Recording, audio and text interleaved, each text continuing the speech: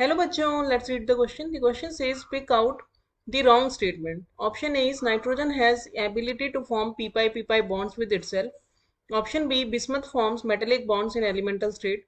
Option C, catenation tendency is higher in nitrogen when compared to other elements of the same group. Option D, nitrogen has higher first ionization enthalpy when compared with other elements of the same group.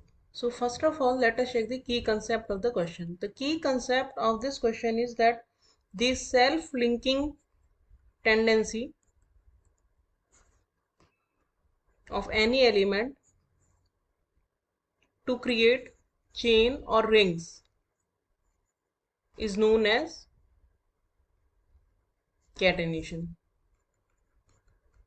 तो catenation basically क्या होता है कि जब element खुद ही दूसरे अपने atom से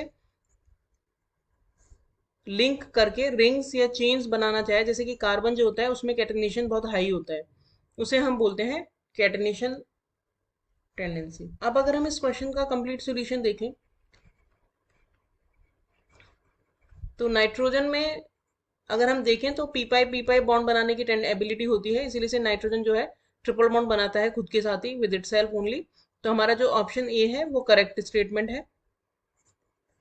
बी ऑप्शन में अगर हम देखें तो बाकी जो होते हैं वो कोवेलेंट बॉन्ड बनाते हैं, जैसे कि नाइट्रोजन जो है ट्रिपल बॉन्ड बनाने की टेंडेंसी रखता है, और फॉस्फोरस और आर्सेनिक ये जो होते हैं ये सिंगल सिंगल बॉन्ड बनाते हैं, और एंटीमनी भी सिंगल बॉन्ड बनाता है अपने एटम्स के साथ में. लेकिन बिस्मथ जो होता है इसमें जो बॉन्ड पाए जाते हैं वो है मेटेलिक बॉन्ड्स. एलिमेंटल स्टेट में बिस्मथ फॉर्म्स मेटेलिक बॉन्ड्स. तो ये भी एकदम करेक्ट स्टेटमेंट है ऑप्शन बी में जो हमें दिया है. अब ऑप्शन सी की अगर हम बात करें तो ऑप्शन सी में बोला है कि कैटेनेशन टेंडेंसी नाइट्रोजन की ज्यादा होती है, लेकिन this is the wrong statement because nitrogen nitrogen जो बॉन्ड होता है वो कंपैरेटिवली वीकर होता है अगर हम और एलिमेंट से कंपेयर करें. जैसे कि फॉस्फोरस से अगर हम कंपेयर करते हैं, फॉस्फोरस के कंपैरिजन में नाइट्रोजन नाइट्रोजन जो सिंगल बॉन्ड होता है वो वीक होता है.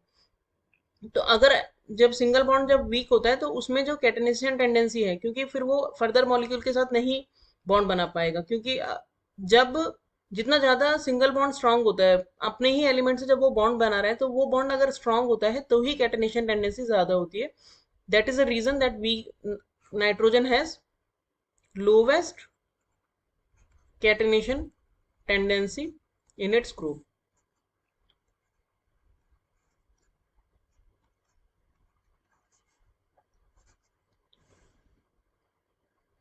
जबकि फास्फोरस में अगर आप देखो तो फास्फोरस जो है वो P4 की फॉर्म में पाया जाता है और 4 फास्फोरस इस तरह से आपस में अटैच होते हैं उसमें.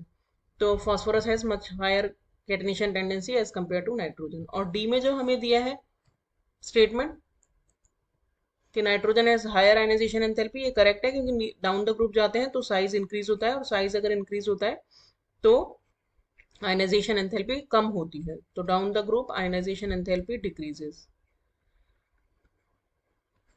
तो नाइट्रोजन की आयनाइजेशन एंथैल्पी मैक्सिमम होती है, मैक्सिमम इन द ग्रुप. तो डी हमारा ऑप्शन भी करेक्ट है. तो हम इनकरेक्ट आंसर या रॉन्ग स्टेटमेंट पूछा है हमसे, तो रॉन्ग स्टेटमेंट होगा option C. Hope you understood the solution well. Thank you.